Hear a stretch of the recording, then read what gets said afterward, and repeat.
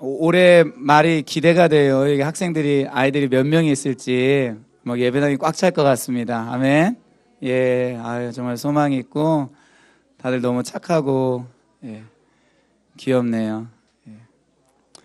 아까 찬양 도중에 제가 눈 감고 찬양 시간이 너무 좋아서 찬양하다가 눈을 떴는데 주일학교 아이 중에 한 명이 코를 조금 파고 있더라고요. 근데 그 얼마나 정말 감동이 되고 마음이 기쁨이 되는지 정말 아이들이 하는 모든 행동은 저희 집에도 이제 아이가 있어서 느끼는 건데 아이들은 울어도 짜증내도 그리고 막 조금 어른이 보기에는 이상한 행동해도 참 귀엽죠 그게요.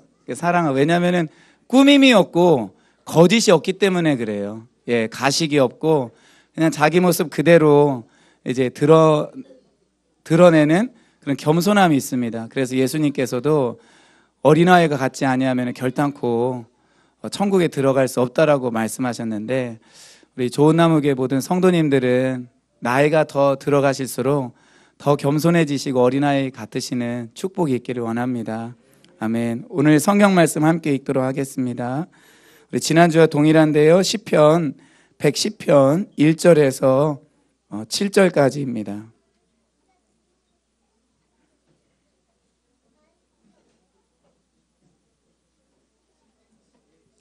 시편 110편 1절에서 7절까지 교대로 읽겠습니다. 여호와께서 내 주에게 말씀하시기를 내가 네 원수들로 내 발판이 되게 하기까지 너는 내 오른쪽에 앉아 있으라 하셨도다.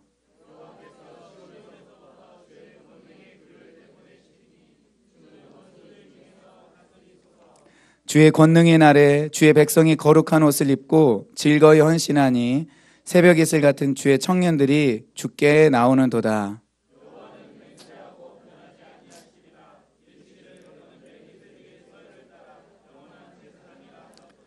주의 오른쪽에 계신 주께서 그의 노하시는 날에 왕들을 쳐서 깨뜨리실 것이라.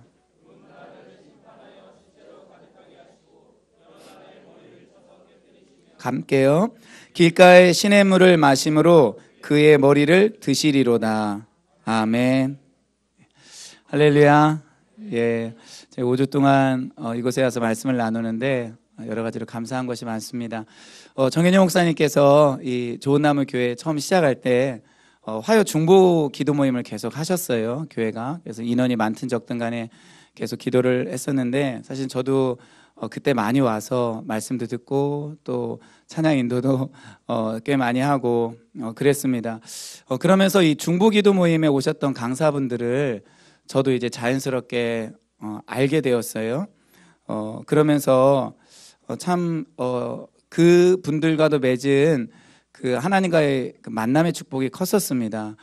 김성욱 기자 대표님을 만나고서는 좀 우리 대한민국의 영적인 상황이 어떠한 것인지 알게 되었고 조태성 목사님이라고 아시는 분도 계시겠지만 또 그분의 책과 또 교제를 통하여서도 성령님께 제가 참 더 가까이 나갈 수 있게 되었습니다. 또 에스더 기도운동 본부도 좀 알게 됐고요. 그래서 저도 이제 거기에 가서 말씀을 나눌 수 있는 시간도 갖게 되었습니다.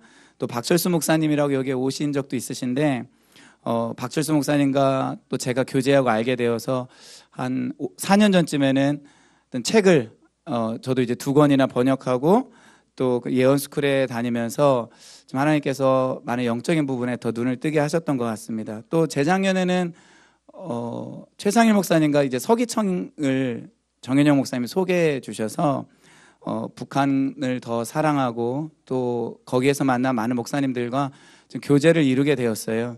그래서 사실은 제가 이렇게 생각해 보니까 정현영 목사님 없었으면 저는 정말 나의 교회만 지키리다 뭐 이런 생각 가지고 있었을 텐데 정현영 목사님 통해서 여러 좋으신 분들 많이 알게 되고 또 하나님께서 제가 거기에서 섬기고 사역할 수 있는 기회를 주셨습니다. 그래서 제가 지난주에 그 생각이 들더라고요. 정현영 목사님 가까이 있으면 좀 여러 가지 혜택이 있구나. 옆에 진득하게 이렇게 눌러 있으면은 콩고물 떨어진다고 하잖아요. 예, 그러듯이 뭐가 오는구나. 그 정현영 목사님을 하나님께서 사랑하시니까 축복의 통로로 많이 쓰시는 것을 제가 보게 되었습니다. 그래서 우리 여기 계신 우리 성도님들께서도 정현희 목사님과 가까이서 교회를 세우시고 또 하나님 나라를 이뤄나가는데 동역하시고 또 그 지도를 잘 따르시며 그렇게 주님을 섬기며 나아갈 때 하나님께서 정말 크게 축복하시고 좋은 만남들을 주시고 이 마지막 시대 때 우리의 부르심을 향하여 나아갈 수 있는 그런 비전과 힘을 주실 줄 믿습니다. 오늘을 포함해서 저는 이제 5주째 이곳에서 말씀을 나누는데 우리 성도님들께서 말씀 잘 경청해 주시고 또 뜨겁게 기도해 주셔서 저에게도 많은 격려의 시간이 되었습니다. 그리고 여러 가지 모습으로 베풀어 주신 그런 사랑도 감사하고 고맙게 생각합니다. 지난주에 이어서 이제 시편 110편을 나누려고 하는데 여기 보니까 주일학교 아이들도 있고 이제 청소년들도 있어서 저기 있는 저 한 줄은 어떻게 반응하며 예배를 드릴지 제가 좀 고민이 되고 기도도 했습니다. 여러분 그거 아시죠? 요즘에 중학생은 좀 덜 그런데 일반 고 같은 경우에는 수업에 흥미 없고 듣고 싶지 않으면 어떻게 하죠? 그냥 다 자요. 그리고 거기에 대해서 정말 웬만한 선생님들이 터치를 하지 않습니다. 그러니까 나는 깨어있는 학생들 가르치겠다. 그리고 잠자는 학생들은 나는 선생님 방해하지 않겠다. 사실 자는 게 방해인데 제가 교사면은 저는 그렇게 못할 것 같아요. 예. 답답해서 어떻게 해서든 깨울 텐데 이게 뭐 그게 안 되니까 서로 적절하게 이제 무언의 합의를 통하여서 깨어서 수업 들을 친구들은 수업 듣고 잘 친구들은 자고 이러는데 우리 여기 있는 청소년들하고 이제 초등학생들 보니까 잘 친구들이 한 명도 없을 것 같아요. 아멘. 제가 이 얘기하니까 조금 고개를 드는 것 같아. 예. 할렐루야. 여러분 제 설교는 엄청 어려워요. 엄청 어려워서 조금만 흐름을 놓치면 잠이 그냥 올 수밖에 없어요. 그런데 또 잘 들으면 건질 것도 조금 있어. 그래서 잘 들으면 지혜가 생기고 은총이 부어지고 하나님의 능력과 역사를 경험하게 될 줄 믿습니다. 오늘 꼭 그런 시간 되길 바라요. 예. 저는 그 지난주에는 1절에 대해서 좀 길게 설명하고 나누었고요. 오늘은 크게 세 가지 주제에 그 가정예배 순서지에도 나왔는데 그 세 가지 주제를 나누려고 합니다. 첫째는 다윗이 메시아 예언시를 여러 편 쓰게 되었는데 어떻게 다윗은 구약의 인물임에도 불구하고 이런 메시아 예언시를 쓸 수 있게 되었는가 이 내용하고 그리고 또 하나는 4절에 나와 있는 예수님이 멜기세덱의 서열을 따르는 제사장이라는 그 내용의 의미가 뭔지 이것을 살펴보려고 하고요. 그리고 또 하나는 시편 110편에 전체적으로 나와 있는 그 흐름을 따라서 그러면 우리가 이 시대에 어떻게 우리의 자리에 있어야 되는가 이 세 가지를 여러분들과 같이 나누려고 합니다. 계속해서 반복되는 내용이지만 사무엘하 7장에서 하나님께서는 다윗에게 약속을 해주셨어요. 그것은 다윗의 자손 중에 한 명이 영원한 그 왕권과 나라를 갖게 될 것이고 그는 하나님의 아들이라 불리게 될 것이라는 언약이었습니다. 이스라엘 사람들은 이 다윗의 약속을 통하여서 하나님께 약속해 주신 그 다윗의 자손이 누구라고 생각을 했죠? 그리스도다, 메시아다라고 생각을 하였고 그래서 다윗은 자기의 시 가운데서 그 메시아 대신 그 예수님이란 이름은 다윗은 몰랐겠지만 아무튼 그 메시아를 표현하기 시작했습니다. 그래서 시편 2편에서는 그 다윗의 자손이 하나님의 아들이고 그리고 이방 나라와 땅끝까지 그 나라를 소유하시는 분이시며 그리고 그 대적자들을 철장으로 깨뜨리실 것이라고 말을 하고 있습니다. 그리고 시편 22편에서는 예수님 그 메시아가 받으실 그 고난에 대해서 자세하게 이야기를 하고 있고요. 그리고 시편 16편에서는 그 죽으신 예수님이 완전히 썩지 않고 다시 어떻게 하신다? 부활하신다. 그것에 대해서 다윗이 표현을 합니다. 그리고 시편 110편에서는 죽으시고 부활하신 예수님이 하나님 보좌 우편에 앉으셔서 우리의 주와 그리스도 즉 왕과 구주가 되셔서 우리를 통치하신다라고 말합니다.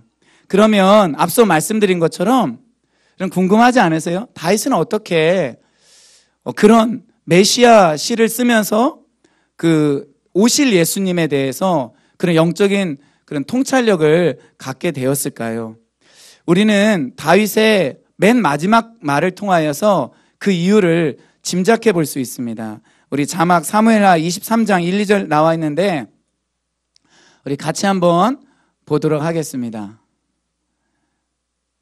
준비됐나요? 네, 우리 한 목소리로 1, 2절 읽습니다. 시작. 이는 다윗의 마지막 말이라. 이새의 아들 다윗이 말하며 높이 세워진 자 야곱의 하나님께로부터 기름 부음 받은 자 이스라엘의 노래 잘하는 자가 말하노라. 여호와의 영이 나를 통하여 말씀하시며 그의 말씀이 내 혀에 있도다. 아멘. 그러니까 여호와의 영이 나를 통하여 말씀하시며 그의 말씀이 내 혀에 있다라는 것입니다. 그러니까 다윗이 하는 말은 그냥 자기의 생각, 자기의 견해, 추측, 연구하고 노력해서 얻은 그런 결과물이 아니라 뭐라는 거죠? 하나님의 영, 즉 성령을 통하여 자기에게 주신 말씀이라는 것입니다. 그러니까 하나님께서 성령님을 통하여 하나님의 그런 비전과 하나님의 생각과 그런 하나님의 뜻을 다윗에게 알려주었고 다윗이 그것을 예언적으로 그 시들을 통하여서 표현하게 된 것입니다. 우리 잘 아는 것처럼 다윗은 제가 문제 낼게요. 처음 사무엘 선지자로부터 기름 부음을 받았을 때 다윗은 10대였다, 20대였다, 30대였다, 아니면 70대였다. 자, 다윗은 몇 대였을까요? 주여, 네. 다윗은 10대였죠. 예, 바로 여러분 같은 때였습니다. 자, 10대 한번 손 들어 보실래요? 나 10대다. 10살부터 19살까지. 할렐루야. 여러분에게 성령 임하시고 내려셔도 돼요. 기름 부음이 임하시면은 여러분 다윗과 같이 하나님께 쓰임 받을 것입니다. 여러분 다윗은 하나님의 영이 자기에게 임하여 자기를 감동시키는 것이 얼마나 큰 축복인지 알았어요. 그리고 반면에 사울을 보면서는 하나님의 영이 떠나고 악신이 괴롭힐 때 그 최후가 얼마나 비참한지를 보게 되었습니다. 그래서 다윗은 성령님과 동행하고 성령께 붙들린 그 삶의 가치에 대해서 알게 된 거예요. 그래서 다윗이 그 밧세바와 범죄하는 그 사건을 저지르고 난 이후에 회개하는 기도에서 뭐라고 말을 하냐면은 시편 51편 11절에 보면은 나를 주 앞에서 쫓아내지 마시며 주의 성령을 내게서 거두지 마소서 이렇게 이야기합니다. 구약시대이기 때문에 성령님이 얼마든지 거두어질 수 있는 때였거든요. 근데 다윗은 자기에게 임한 성령님을 자기가 존중하며 따라가며 나갔을 때 성령님이 계속 자기 안에 있었던 것을 알았어요. 근데 그 범죄로 인하여서 성령님이 떠나갈 것에 대해서 다윗은 사실 걱정하고 염려하면서 주의 성령을 거두지 말라라고 이야기를 하는 것입니다. 여러분 얼마나 성령님이 좋았는지 그리고 그것을 실제적으로 경험했는지 다윗이 그 시를 통하여 표현하고 있는 것입니다. 그러면 우리의 신약 백성은 어떨까요? 우리는 다윗과 비교해 볼 때 비슷하거나 어떤 차이가 있을까요? 여러분 예수님께서 십자가에 왜 죽으셨는지 우리가 한번 생각해 보도록 하겠습니다. 여러분 십자가에서 예수님이 왜 달려 죽으시고 부활하셨죠? 그렇죠. 우리를 죄에서 구원하시기 위해서입니다. 그러나 이것을 좀 용어를 바꾸어서 갈라디아에서 나온 그 표현을 따르자면은 두 가지라는 것을 우리가 알 수 있습니다. 갈라디아서 3장 13절 14절 굉장히 중요한 말씀인데 우리 교대로 한번 읽도록 하겠습니다. 제가 먼저 13절 읽습니다. 그리스도께서 우리를 위하여 저주를 받은 바 되사 율법의 저주에서 우리를 속량하셨으니 기록된 바 나무에 달린 자마다 저주 아래에 있는 자라 하였음이라.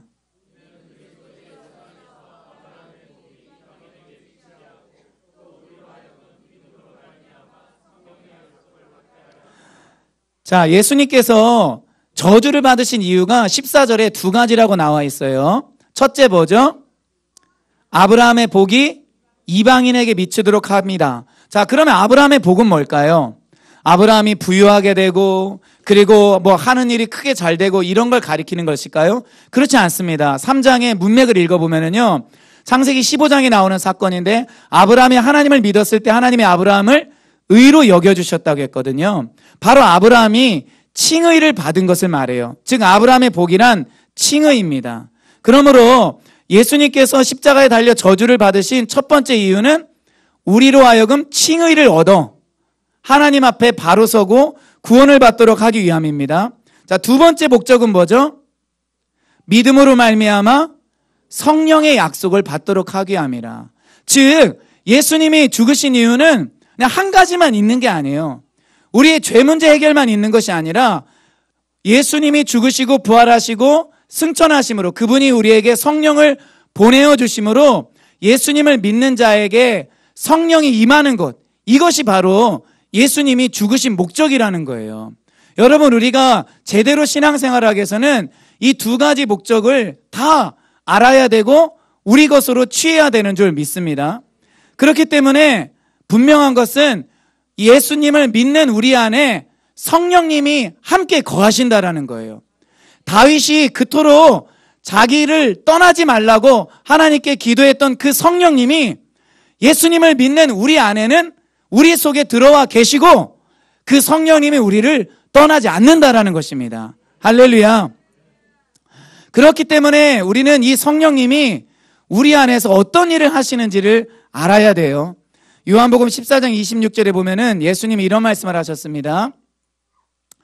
보혜사 곧 아버지께서 내 이름으로 보내실 성령, 그가 너희에게 모든 것을 가르치고 내가 너희에게 말한 모든 것을 생각나게 하리라. 여기 보면 두 가지 역할을 분명히 말씀하시는데 성령님은 우리에게 뭐 하신다고요? 가르치신다. 또 하나는 생각나게 한다라는 것이에요. 자, 여러분들 지금 학교에서 수업 듣고 계시죠? 조금 있으면 중간고사죠? 시험도 보고 그러죠? 예, 안 봐도 그냥 끄덕끄덕 해주세요. 예, 중1은 잘 안 보는 경우가 많던데. 여러분 공부를 잘하려면은 여러 가지 조건이 있는데 그 중에 제일 중요한 것은 좋은 선생님을 만나는 거예요. 맞습니까? 왜 다 어르신들이 대답하죠? 과거를 뒤돌아보니 그랬다라는 그 진리를 알게 된 것인가요?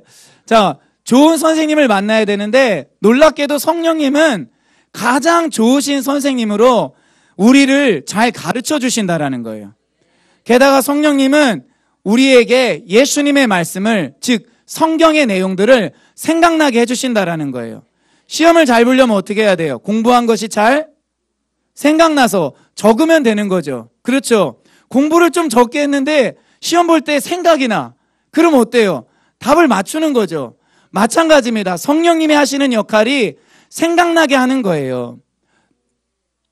요한도 비슷한 이야기를 합니다. 요한일서 2장 20절 제가 있습니다. 너희는 주께 받은 바 기름 부음이 너희 안에 거하나니 아무도 너희를 가르칠 필요가 없고 오직 그의 기름 부음이 모든 것을 너희에게 가르치며.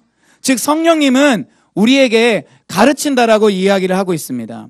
여러분, 그렇기 때문에 우리는 끊임없이 성령님께 요청을 해야 돼요. 성령님, 나를 가르쳐 주세요.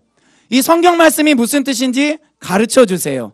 그리고 생각나게 해주세요. 제가 위기 가운데 있을 때, 두려운 일을 맞이했을 때, 어떤 결정을 해야 될지 모를 때 성령님 그때그때마다 하나님 말씀이 생각나게 해주세요. 이렇게 기도하시면 하나님이 위기 때마다, 그리고 내가 무엇인가를 결정할 때마다 생각나게 해주세요. 제가 볼 때 성령님이 무엇을 가장 많이 생각나게 해주시냐면은 하나님의 말씀을 가장 많이 생각나게 해주시더라고요. 여러분, 우리 사람은 연약하기 때문에 나 뭐 이 생각 들었어. 예를 들어서 밤 9시 정도가 됐어요. 이제 학원 마치고 집에 가려고 하는데 옆에 있는 친구가 야, 우리 PC방 가서 PC방 10시까지인가요? 예, 그래, 잘 대답해줘서 고마워요. 예. 청소년들 10시까지 갈 수 있어요. 야, 우리 1시간만 PC방 가서 게임하다가 집에 가자. 이렇게 얘기를 했어요. 그런데 갈등이 그때 생길 수 있죠? 충분히. 친구랑 갈까? 아니면 집에 갈까? 이런 고민들. 여러분, 그럴 때 성령님께 물어보셔야 돼요. 그러면 성령님이 그때그때마다 우리에게 좋은 생각들을 주실 수가 있어요. 정말 이 친구에게 사랑이 필요하고 친구가 필요하다면은 성령님이 야, 친구를 위해 목숨을 버리는 것보다 더 큰 사랑이 없다. 야, PC방 1시간인데 그냥 가서 놀다가 그 친구의 친구가 되어져라. 혹시 성령님이 이런 감동 주신 적 있나요? 아, 정말 어렵네 이거. 근데 아니면은 성령님께서 네 부모에게 순종하라, 이 말씀을 떠올려 주실 수도 있는 거죠. 왜냐하면 부모님께서 야, 너 학원 끝나고 상습범인 걸 알고 있어. PC방 1시간 가지 말고 얼른 집에 와. 그래서 성령님이 그 말씀이 떠오르게, 성경 말씀을. 그럼 어떻게 해야 돼요? 그 말씀을 지켜야 되는 거죠. 그래서 성령님은 우리를 가르쳐 주시고 생각나게 해주시는데 가장 많이 생각나게 하는 게 뭐라고요? 성경 말씀이라는 거예요. 그래서 성경을 안 읽어요. 내가 성경이 무슨 내용이 있는지도 몰라요. 그리고 성경과 거리가 멀어요. 그럼 제가 단언컨대 성령 인도함 받기 불가능합니다. 오히려 그런 경우에는 어둠의 영의 영향을 받기 쉽고 그냥 내 생각대로 하기가 쉬워요. 그래서 가르치시는 성령님을 내가 원한다고 할 때는, 그리고 생각나기를 원한다고 할 때는 반드시 성경 말씀을 많이 우리가 읽어야 되는 줄 믿습니다. 또 성령님은 우리 안에 어떤 일을 하시냐면은 우리가 죄를 짓지 않고 이기며 실제적인 거룩을 이루어 나가도록 하세요. 죄 용서받는 것도 중요하지만 죄를 이기는 것도 중요한데, 죄를 짓지 않는 것도 중요한데, 그 죄를 짓지 않도록 해주시는 분이 누구시냐? 성령님이라는 것입니다. 우리 로마서 8장 13절 14절 이 말씀, 우리 먼저 8장 13절 말씀을 같이 읽습니다. 시작. 만일 여러분이 육신을 따라 살면 반드시 죽을 것이지만 성령으로 몸의 행실을 죽이면 살 것입니다. 아멘. 여러분, 여기에서 육신을 따른다라는 것은 나의 어떤 죄된 본성을 따라 사는 거예요. 거듭난 신자라고 하더라도 계속해서 죄된 본성의 영향을 받을 수 있는데, 그 죄된 본성, 즉 육신을 따라 살면 성경은 뭐라고 기록하죠? 죽을 것이라고 말을 합니다.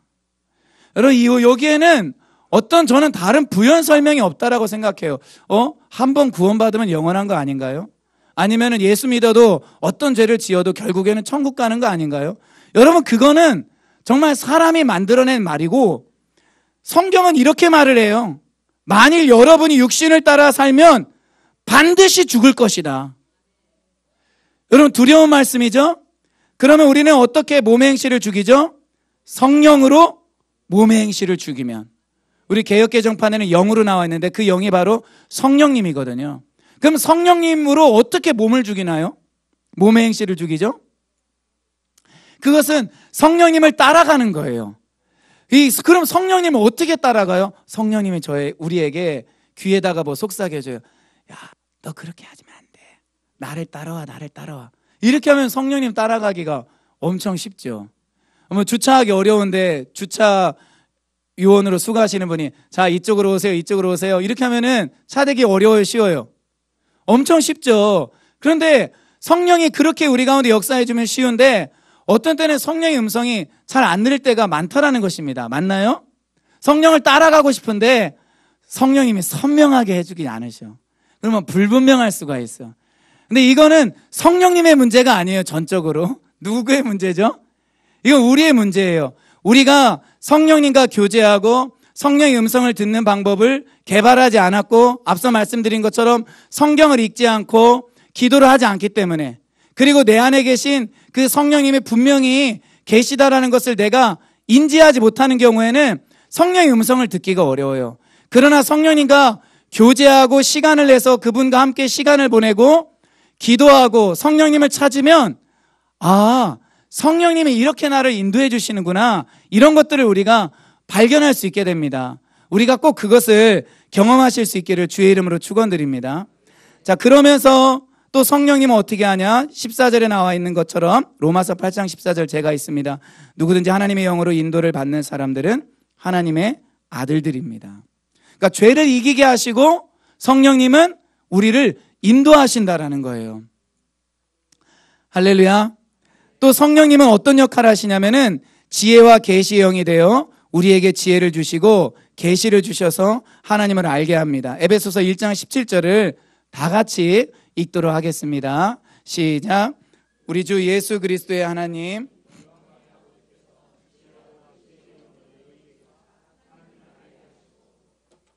아멘. 여기 보니까 성령님을 뭐라고 표현하냐면은 지혜와 계시의 영이래요.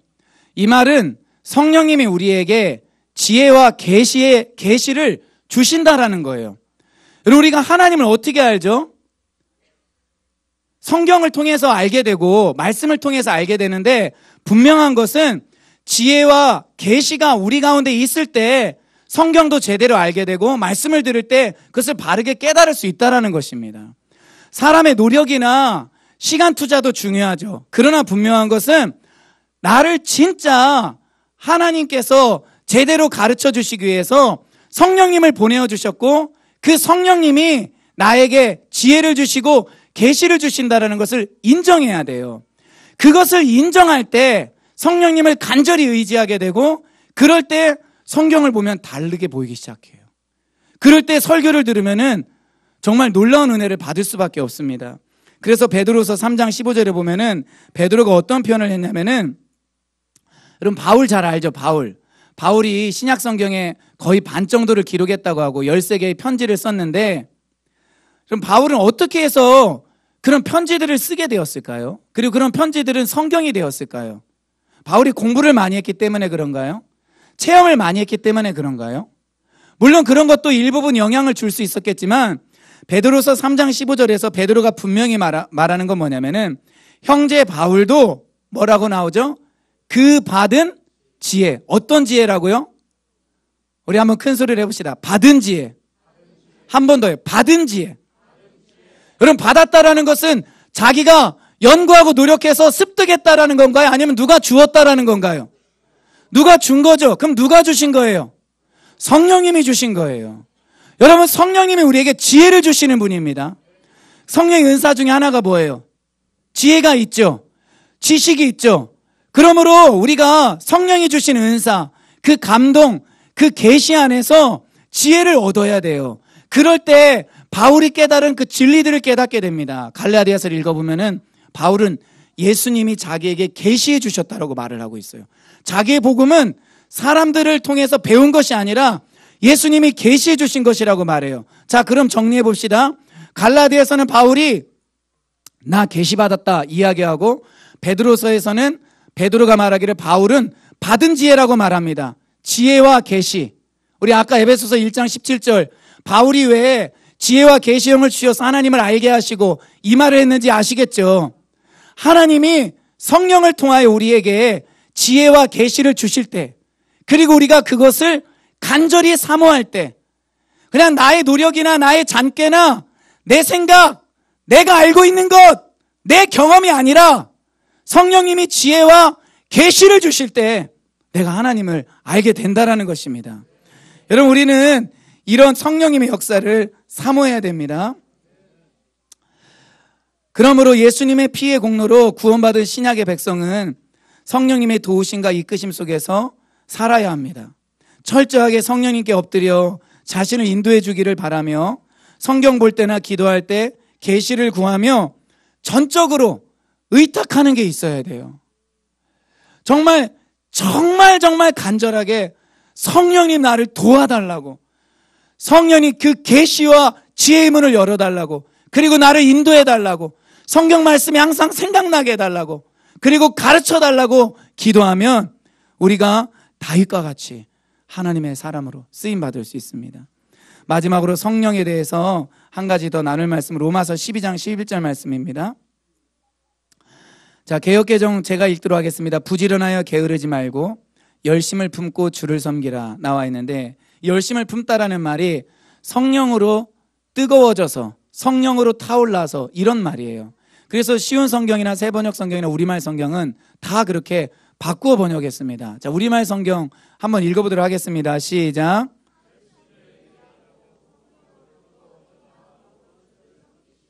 아멘. 그럼 어떻게 우리가 주님을 섬겨야 된다고요? 그냥 열심이 아니라 무엇으로요? 성령으로 뜨거워져서. 여러분, 성령님을 그래서 불같은 성령이라고 이야기를 하죠. 우리 안에 계신 성령님으로 우리가 열을 좀 받아야 돼요. 뜨거워져야 돼요. 활활 타올라야 되는 줄 믿습니다. 여러분, 그래서 우리가 성령 충만을 위해서 기도하는 것이고, 성령에 충만한 사람이 옆에 있을 때 그 영향력이 흘러가는 것이에요. 우리 옆에 있는 분들 한번 얼굴 좀 보세요. 그 한번 고백해 줍시다. 당신을 보니 참으로 뜨겁습니다. 아멘. 자, 우리 두 번째 메시지, 예수님은 우리의 영원한 대제사장이십니다. 이것을 생각해 보도록 하겠습니다. 그럼 구약의 대제사장은 레위 자손입니다. 그리고 1년에 한 번 지성소에 들어가서 백성들의 죄를 위해서 피를 뿌리는데, 그 대제사장도 죄인이기 때문에 먼저 자기 자신의 죄를 속죄하는 피를 뿌렸어요. 이때는 숫송아지의 피를 뿌렸고, 백성들의 죄를 위해서는 염소의 피를 뿌렸습니다. 자기를 위해서는 누구의 피요? 숫송아지의 피. 백성들을 위해서는 염소의 피를 뿌렸어요. 그렇게 중요한 건 아닌데 잘 듣고 계신가 제가 확인해 보려고 한번 질문한 것입니다. 그리고 이 제사는 해마다 반복이 되었습니다. 근데 이런 반복적인 행위에 문제점이 있었는데, 약점이 있었는데, 그게 뭐냐면 백성들에게 오히려 자기의 죄를 생각나게 하였고 그 마음과 양심을 깨끗하게 하지 못하였다라는 것입니다. 히브리서 기자가 이거를 이야기를 하고 있어요. 우리가 생각할 때는 구약에서 제사장이 제사를 드렸으니까, 피를 뿌렸으니까 나 용서받았어. 물론 성경에 이런 내용이 있습니다. 하나님이 용서하실 거라는. 그러나 실제로 그 백성들은 죄에서 완전히 벗어나지 못했어요. 왜 그래요? 여전히 또 죄를 짓고 반복적이고, 그리고 심지어 그의 양심은 깨끗하지 못하다라는 것을 그들 스스로 알고 있었던 것입니다. 그러나 예수님의 희생제사는 달랐습니다. 그는 레위 자손이 아니라 멜기세덱을 따르는 제사장이었습니다. 죄가 없으시기에 자기를 위해서는 제사를 드릴 필요가 없었습니다. 그리고 그분은 동물로 제사를 드린 것이 아니라 흠없는 자신을 제물로 드렸습니다. 자신이 제물이 되어 십자가에서 죽으실 때 모든 인류의 죄, 모든 시대의 죄를 다 담당하고 죽으셨습니다. 그래서 그분의 제사는 반복할 필요가 없었습니다. 그러하게 자신의 죄를 다 담당하고 제물 대신 예수님을 믿는 사람은 그 모든 죄가 용서받고 씻겨지고 과거의 죄로 인해서 더 이상 고통받거나 양심이 괴로워할 필요가 없는 것입니다. 할렐루야. 예수님이 우리의 모든 죄를 담당하신 것을 믿으시기를 바랍니다. 그러면 예수님을 믿은 후에 짓는 죄에서는 어떻게 합니까? 우린 요한일서 1장 9절의 말씀을 믿어야 합니다. 우리 잘 알고 있는 말씀이죠? 제가 읽도록 하겠습니다. 만일 우리가 우리 죄를 자백하면 그는 미쁘시고 의로우사 우리 죄를 사하시며 우리를 모든 불의에서 깨끗하게 하실 것이요 라고 말을 합니다. 자, 여기에서 시편 110편 4절에 나오는 멜기세덱의 서열을 따르는 영원한 제사장이라는 의미를 조금 더 생각해 보겠습니다. 멜기세덱은 어디에 처음 나오냐면은 창세기 14장에 처음 나와요. 그리고 구약 성경에서는 시편 110편 4절에서 나옵니다. 이 두 군데밖에 안 나와요. 정보가 많지 않아요. 그런데 이 두 가지 정보를 가지고 사실 히브리서를 쓴 사람은 히브리서를 썼어요.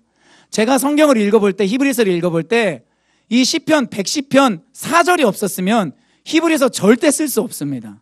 왜냐하면 히브리서의 핵심 내용이 시편 110편 4절을 해석한 거거든요. 그러면은 창세기에 처음 나온 그 멜기세덱에 관한 그 본문을 한번 보도록 하겠습니다.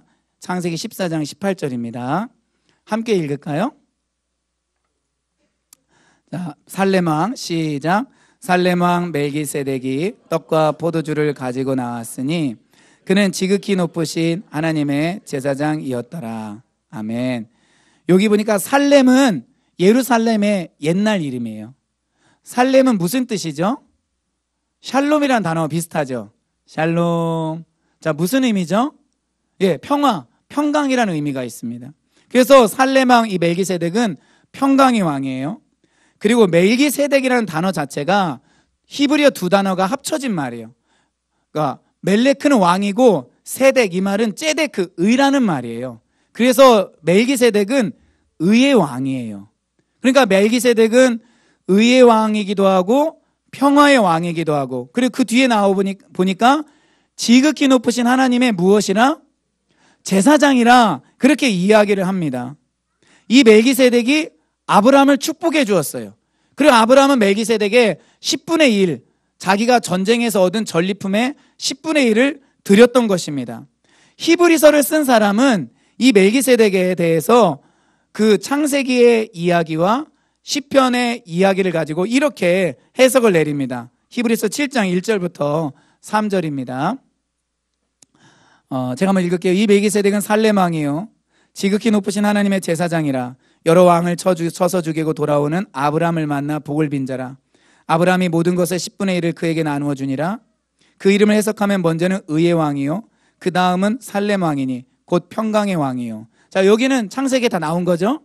근데 이제 3절은 조금 히브리서를 쓴 사람이 추가한 것 같아요. 아버지도 없고 어머니도 없고 족보도 없고 시작한 날도 없고 생명의 끝도 없어. 누구를 닮아서? 하나님의 아들을 닮아서 항상 제사장으로 있더라. 그러니까 이 멜기세덱은 결국 누구를 예표해주는 그런 제사장이죠? 맞아요. 예수님을 예표해주는 제사장이에요. 이 멜기세덱이 예수님이다 이렇게 말할 수는 없어요. 그러나 너무 예수님과 흡사한 인물이에요. 저는 이거를 보면서 전율을 느껴요.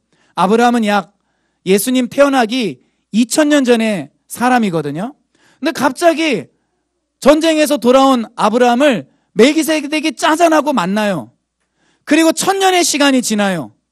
다윗이 계시 가운데서 하나님이 예수님에게 하시는 말씀을 들어요. 너는 멜기세덱의 서열을 따르는 영원한 제사장이다. 그리고 1000년이 지나서 예수님이 이 땅에 태어나십니다. 그리고 얼마 지나지 않아서 히브리서를 쓴 사람이 이 창세기 본문과 시편의 본문, 멜기세덱에 관한 본문을 합쳐버려서 예수님이 바로 영원한 대제사장이라고 해석을 내리는 거예요. 놀랍지 않습니까? 그러면 여기서 우리는 하나 궁금한 게 있어요. 원래 제사장은, 대제사장은 어느 지파에서만 나오죠? 레위 지파에서만 나와요. 근데 예수님은 어느 지파 출신이에요? 유다 지파죠. 그러니까 예수님은 유다 지파로서 왕은 될 수 있지만 제사장은 될 수 없어요. 레위 지파가 아니기 때문에. 그러나 한 가지 방법이 있어요.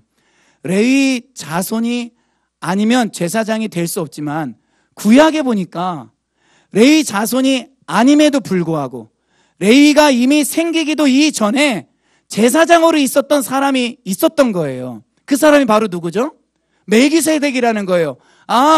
그 멜기세덱의 서열을 따르면, 그 멜기세덱의 계열을 따르면 레위 지파가 아니어도 제사장이 될 수 있구나. 여러분, 이것이 바로 신비이고 비밀인 거예요.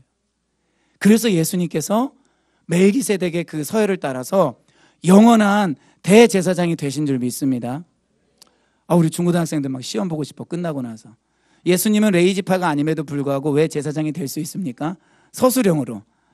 이것 좀 알아야 신앙이 잘하는데 막 정말 해고 싶었어요. 막 견딜 수가 없네요 지금. 네네. 아멘 안 하셔도 되고요. 여러분, 이 예수님은 그렇기 때문에 완벽한 제사장이에요. 이 멜기세덱이 시작도 끝도 없었던 것처럼 예수님 역시 시작도 끝도 없으시고 영원한 제사장이라는 거예요. 자, 그러면 한번 생각해 봐요. 뭐냐면은 예수님이 만약에 대제사장이긴 한데 영원한 대제사장이 아니면 그분이 십자가에서 자기 자신을 희생제물로 드린 그 제사는 분명히 대제사장이신 예수님이 하신 그 제사예요. 맞습니까? 근데 대제사장이 영원한 대제사장이 아니면 거기에서 끝나요. 그런데 예수님은 영원한 대제사장이라는 거예요. 그러면 예수님이 부활하신 이후에 하나님 보좌 우편에 앉으셨을 때에도 대제사장이고, 할렐루야, 지금도 대제사장이라는 거예요. 근데 놀라운 것은 지금 예수님이 대제사장으로서 하시는 일이 있으시다라는 것입니다. 2000년 전에만 예수님께서 대제사장으로 십자가에서 자기 자신을 드리신 것이 아니라 지금도 대제사장으로서 예수님이 하시는 일이 있다라는 거예요. 우리가 이것을 알아야 됩니다. 첫째는 다시 범죄한 우리를 변호해 줍니다. 우리 요한일서 2장 1절, 우리 중요한데 한번 읽어보도록 하겠습니다. 요한일서 2장 1절입니다. 네, 내 자녀들이요. 같이 읽습니다. 내 자녀들이여, 내가 이 편지를 여러분에게 쓰는 것은 여러분이 죄를 짓지 않도록 하려는 것입니다. 그러나 만일 누가 죄를 짓더라도 아버지 앞에서 변호해 주시는 분이 계시는데 그분은 곧 의로우신 예수 그리스도이십니다. 요한일서를 쓴 목적은 우리가 죄 짓지 않도록 하는 거예요. 그러나 사람인지라 연약해서 또 죄를 지을 수 있습니다. 그러면 그때 누가 우리를 변호해 주죠? 예수님이 우리를 변호해 주는데 누구 앞에서요?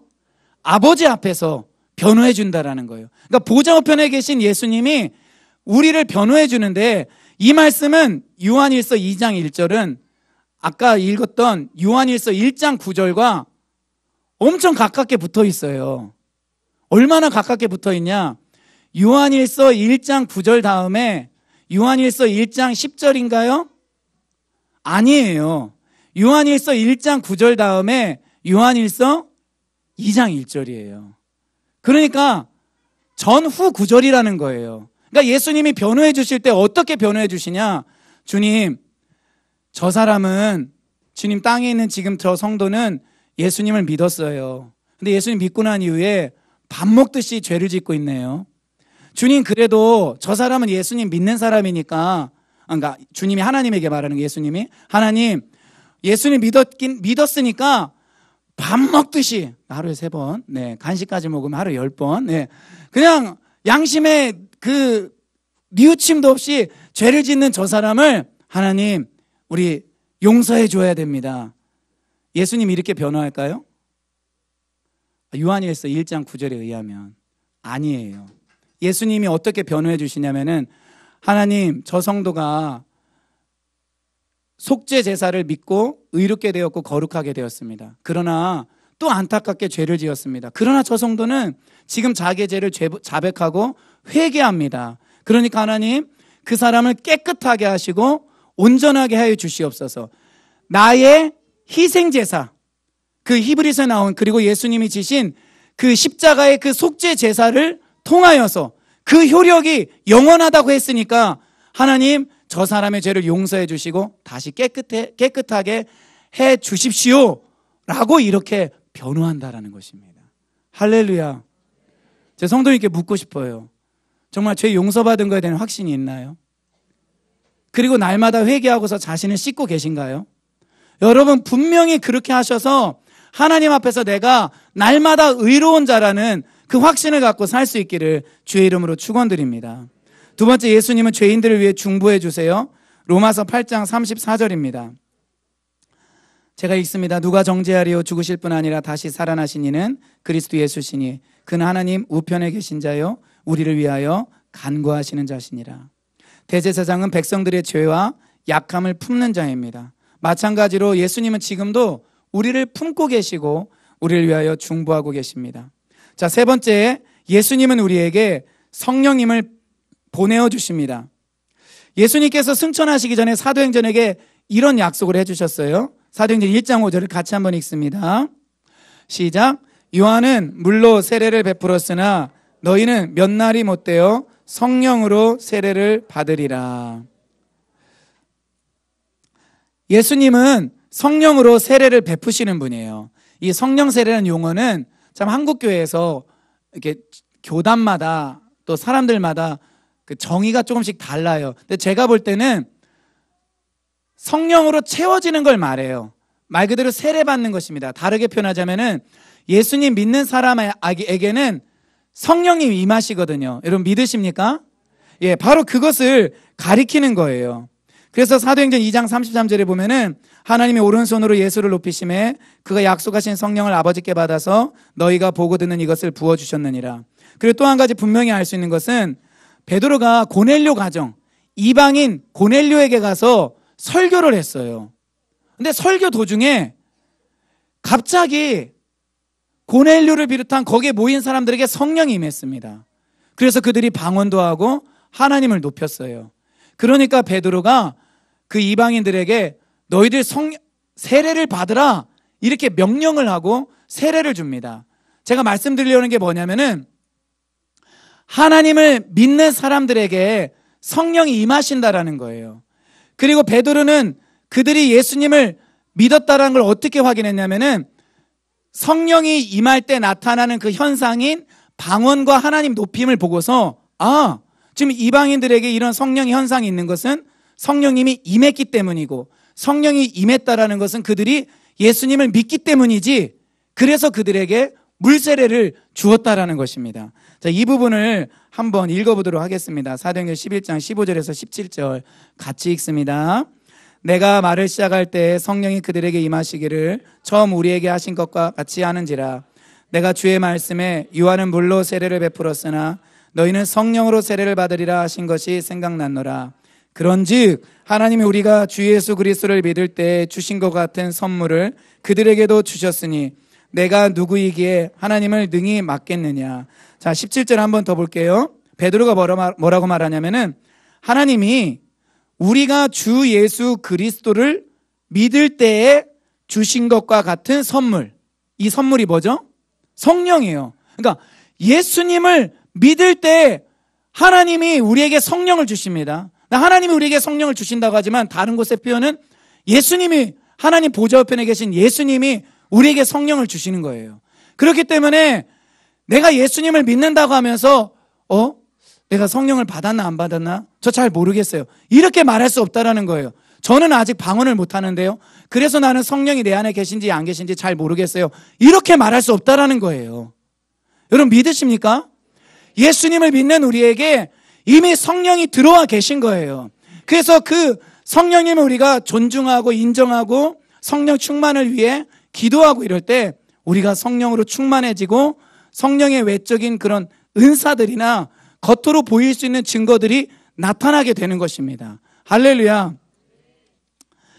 자, 그러므로 우리는 십자가에서 이루신 그 예수님의 사역을 볼 뿐만 아니라 지금도 우리 가운데서 성령으로 역사하시는 그 성령님의 사역을 우리가 분명히 보셔야 될 줄 믿습니다.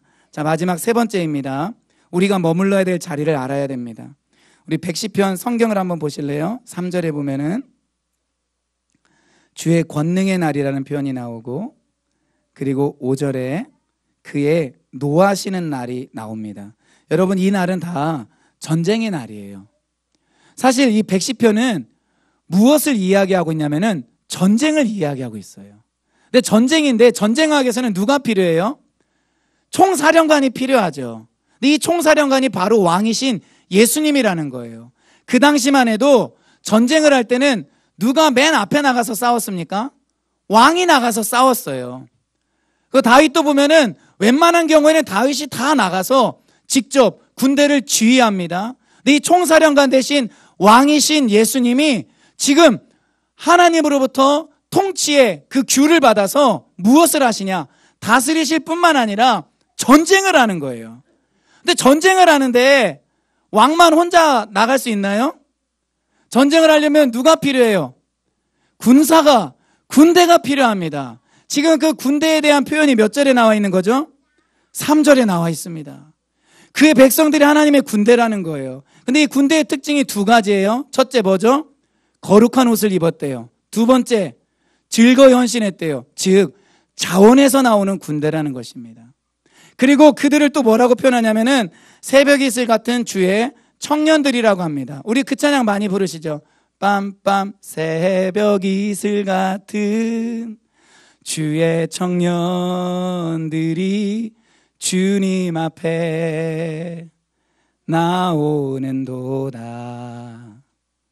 주님의 이름으로 축복하여 주소서.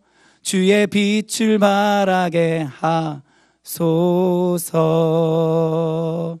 이 새벽 이슬 같다라는 표현은 여러 의미를 사실은 가지고 있어요. 히브리어로 해석하기 굉장히 어려운 본문이래요. 그래서 어떤 사람은 새벽 이슬은 개수가 많잖아요. 그래서 아주 많은 청년의 군대다. 쉬운 성경은 제가 볼 때는 조금 잘못 번역한 것 같아요. 신선한 주의 청년들이래요. 무슨 청년이 뭐 해물이고 야채인가요? 과일은 신선한으로 번역을 했어요. 그래서 아무튼 분명한 것은 주의 백성들이 거룩한 옷, 이 거룩한 옷은 뭐예요? 말 그대로 그의 행실의 거룩함을 말합니다. 근데 이 거룩한 옷을 우리가 언제 마지막에 입냐면요, 요한계시록 19장에 보면은 혼인잔치 때 예수님의 신부된 성도들이 어떤 옷을 입냐면은 세마포 옷을 입어요. 근데 그 세마포 옷에 대한 설명을 뭐라고 하냐면은 성도들의 옳은 행실이라. 근데 이 옳은이 히브리어를 찾아보면 거룩한이에요. 성도들의 거룩한 행실, 세마포 옷, 레위기 16장을 보면 이거 누가 입느냐? 대제사장이 입는 거예요. 제사장이 입는 것입니다. 그래서 베드로전서 2장 8절 보면 우리에게 베드로가 뭐라고 말해요? 너희는 택한 족속이요. 그 다음에요, 왕 같은 제사장이라. 여러분, 우리가 왕 같은 제사장이라는 거예요. 그래서 세마포 옷을 입고 거룩한 옷을 입고 주님의 군대가 될 뿐만 아니라 우리가 마지막 때에 주님의 신부가 된다라는 것입니다. 할렐루야. 여러분, 그런 우리가 주님을 따를 때 어떤 마음으로 따라요? 즐거이 헌신해서, 자원함으로, 기쁨으로. 할렐루야. 제가 얼굴 표정을 보면 이제 막 다 할 것 같아요. 억지로 와서 막 이게 지금 서 있는지, 아니면 정말 자원해서 이렇게 서 있는지. 이 말하면 또 막 청소년들이 막 또 저를 딱, 나는 자원해서 왔소이다, 마치 이러한 그 의미를 보여주듯이 저를 바라보는데, 여러분, 우리가 주님을 따를 때는 거룩함으로, 자원함으로 하나님 앞에 나와야 됩니다. 여러분, 그 사람들이 하나님의 군대가 되는 거예요. 그런데 전쟁을 할 때 이 110편을 보면 재미있는 게 있어요. 왕이 적군 있다, 가서 싸워라. 여러분, 110편에서 지금 이렇게 하고 있나요? 아니에요. 그냥 왕이 혼자 다 전쟁해요. 왕이 혼자 다른 왕들을 다 쳐서 깨뜨리고, 그리고 그들을 머리를 쳐서 깨뜨리고 시체를 가득하게 한다라는 것입니다. 그리고 맨 마지막에 뭐예요? 시냇물을 마신대요. 그리고 머리를 든대요. 제가 시골에서 살 때 이렇게 산에서 산으로 막 이렇게 다니고 이런 적이 있습니다. 놀기 위해서. 그런데 목이 마르니까 중간중간에 물을 마셔야 되잖아요. 지금처럼 그 당시만 하더라도 벌써 뭐 30년 전 이렇게 됐으니까 500ml 생수통이 없었을 때였어요. 그럼 뭐 밥그릇에다 물 담고 다녔나요? 산 막 타고 이래야 되는데 안 그래요. 물 어디서 마시죠? 그래, 맞아요. 시냇물 마셨어요. 저도 시냇물을 마시고 이렇게 손으로 마신 다음에 보세요. 시냇물을 마실 때는 고개를 숙이죠. 다 마시고 나면은 이게 고개를 드는 거예요. 지금 왕이신 예수님이 적들을 다 부순 다음에 승리를 했기 때문에 목을 축이면서 물을 마시고 이게 고개를 드는 거예요. 이게 무슨 뜻이죠? 완전한 승리를 했다라는 그런 시적인 표현인 거예요. 자, 우리는 나 주님을 위해 싸우리라, 나는 주님의 군대다 라고 하고서 모였는데 막상 전쟁은 누가 다 하냐? 왕이신 주님이 다 해버리는 거예요. 문들아 너희 머리를 들지어다, 영원한 문들아 들릴지어다, 영광의 왕이 들어가시리로다. 영광의 왕이 누구시뇨? 강하고 능한 여호와시요 전쟁에 능한 여호와시로다. 문들아 너희 머리를 들지어다, 영원한 문들아 들릴지어다, 영광의 왕이 들어가시리로다. 영광의 왕이 누구시뇨? 만군의 여호와께서 곧 영광의 왕이시리로다. 여러분, 주님은 전쟁에 능하신, 강하고 능하신 만군, 모든 군대의 여호와십니다. 그분이 들어가시면 전쟁은 반드시 승리하게 됩니다. 우리는 내가 주님을 위해 희생하고 헌신하고 따라야 되지만 분명한 것은 주님이 앞서 나가셔서 우리를 위해서 싸우시고 승리를 쟁취하신다라는 거예요. 우리는 그 주님을 따라가면 되는 것입니다. 여러분, 저는 제가 지난주에도 말씀드린 것처럼 여기 계신 성도님들 볼 때마다, 또 우리 청소년들 볼 때마다 정말 군대로 보여요. 하나님을 위해서 헌신하는 자들로 보이고, 계시록에 나와 있는 것처럼 어린 양 예수를 따라가는 분들로 보입니다. 여러분들 반드시 성령님을 따라 행위를 거룩하게 하여 거룩한 옷을 입으시기를 바랍니다. 그리고 또 하나는 주회를 할 때 즐겁게 자원함으로 헌신하여 나오시기를 바랍니다.